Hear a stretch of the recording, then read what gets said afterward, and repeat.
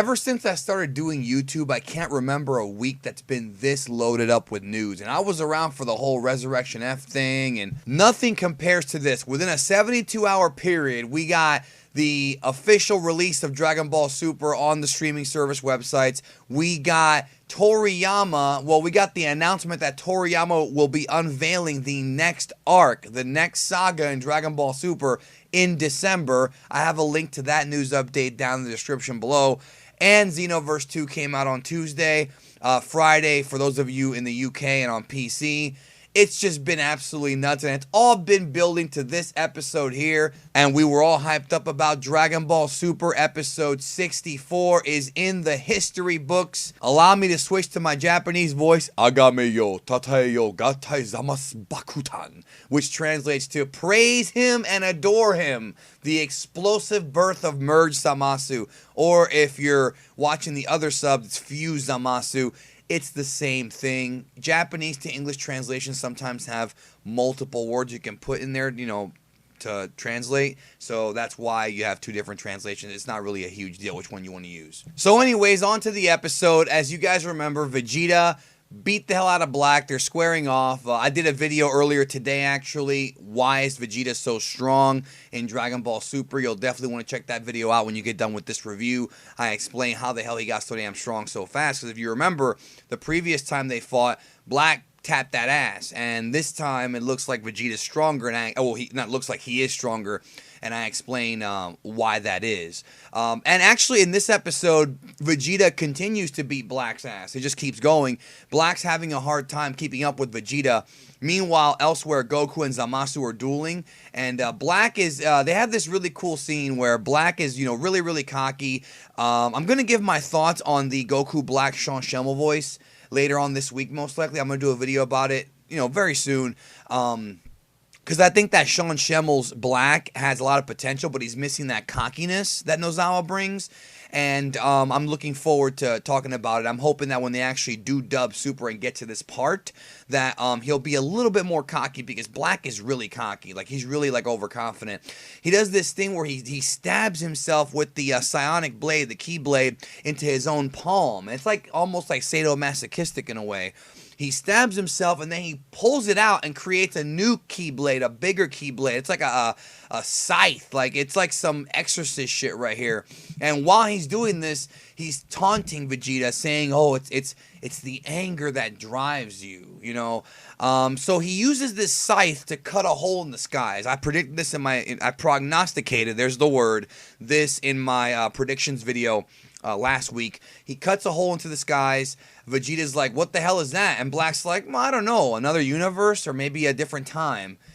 So this guy can cut holes into the sky and create portals now. Like, Goku Black's abilities seem to be endless, but he is a god, so what do you expect? Zamasu sees all this and starts laughing hysterically, and Goku says, "You're too overconfident in your immortality."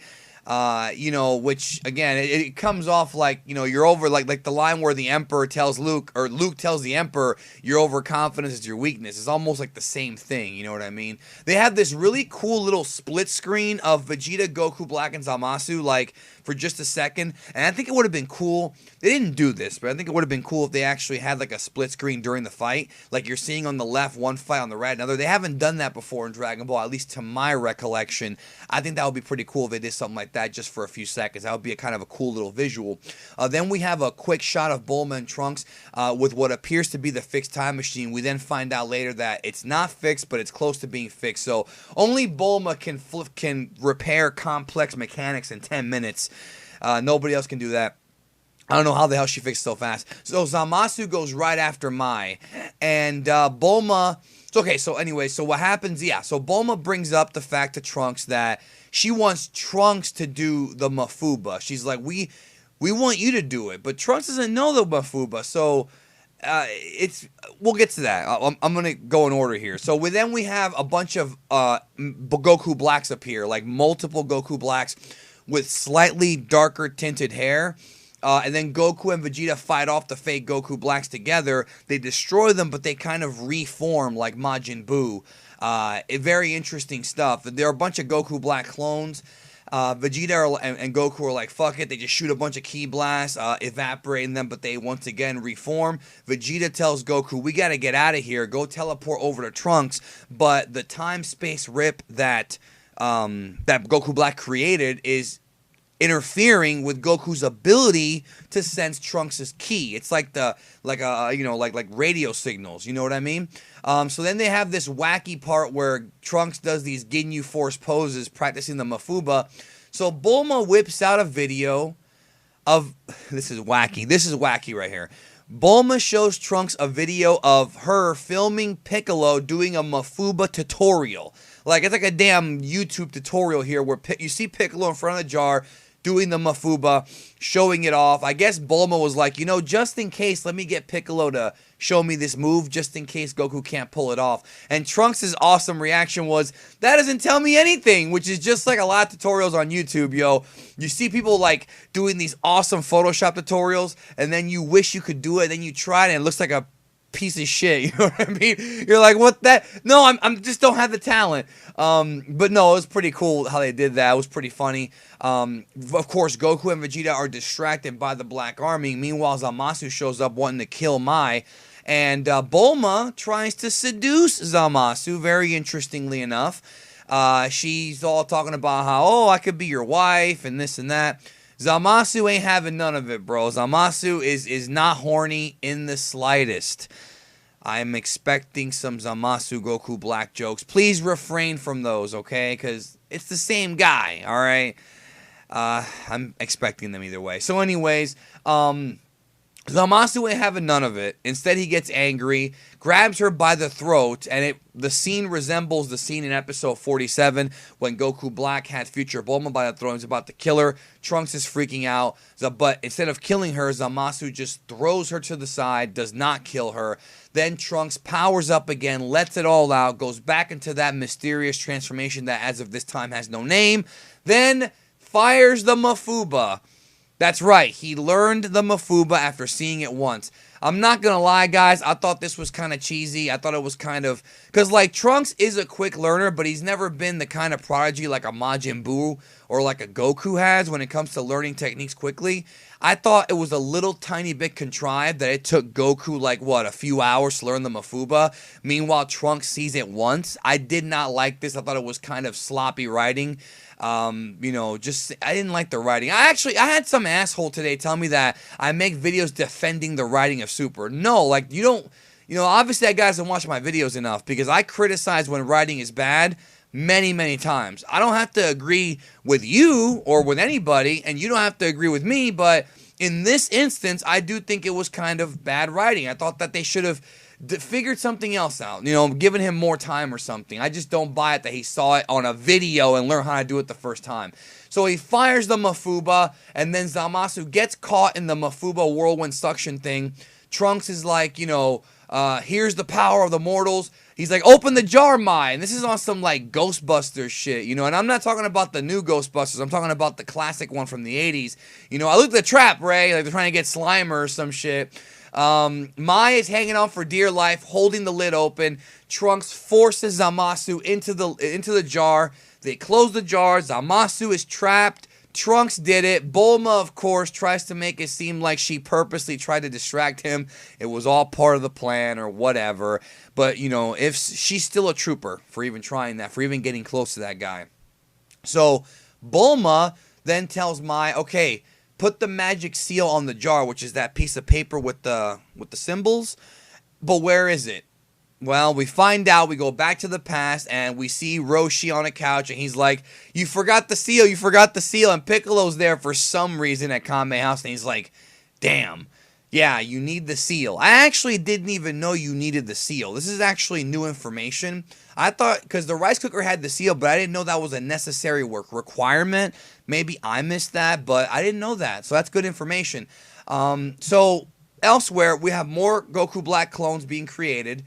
And then Goku Black realizes that, something weird's going on. Zamasu breaks out of the jar. He's not trapped because, again, they don't have the seal on it. Goku Black says, fuck it, teleports out. Vegeta's like, Goku, or he didn't say Goku, but he's like, follow him with instantaneous movement, instant transmission, whatever you want to call it. Goku and Vegeta then teleport out, regroup with Trunks, because the rift is now gone, so there's no interference once Goku Black left. Because remember, Black also knows teleportation. He also knows instantaneous movement. So it's kind of scary how strong this guy is. So Black and Zamasu are up in the skies watching them, and then Black says, okay, it's time to show them the true power of the gods. This is the moment we've all been waiting for. Zamasu switches the ear of the Potara to the other ear. They fly together just like Goku and Vegeta did in the Buu arc. And this is the birth of the merged god. Basically, guys, like I broke the story back on Monday, it's not Nozawa and Zamasu's voice actor. It's actually Zamasu's voice with an echo. That was broken on Monday with another big reveal, which I'm not going to get into here. But again, that link is in the description. This whole scene was great. It was epic and frightening. It really did make up for the Trunks thing. Like, you know, Sumitomo's really redeemed himself, I feel, in this arc. He really has redeemed himself as far as music goes. This is the best music he's ever done. I mean, I love the Battle of Gods soundtrack. I think this one might edge it out. The Future Trunks arc soundtrack is great. So they fuse together. He says, praise me and adore me, the mightiest of gods, Zamasu. And that's our cliffhanger for the week. Next week, I'm going to do a more thorough breakdown of the channel in the coming days. Probably tomorrow, if not the day after. Goku and Vegeta are going to get that booty tapped by this fused Zamasu. Of course, if you guys know about Dragon Ball, you know that Potara fusion is ridiculously powerful. We don't have an actual multiplier on it. There is one in the guidebooks, but I don't think that's an accurate multiplier because Vegeta was really, really, really strong. And I can't even imagine how strong this guy's going to be. So the entire world is in trouble next week, and even Trunks gets involved in the fight. So we'll see what happens. But the Potara fused Zamasu, right now his name is just going to be Fused Zamasu or Merged Zamasu until we get a more, you know, a real name like Zamaku or Zach Baku. I don't know. All right, he doesn't have a name right now. Maybe next week. Anyways, that's it for my review of Dragon Ball Super Episode 64. I liked it, not as much as last week. I had a good time watching it, though. It was a lot of fun. And next week, it's going to be Despair once again. Again, guys, subscribe to the channel. You get all the updates on Dragon Ball Super as well as other content to further expand your knowledge of the series. Thank you. I'll talk to you down the road.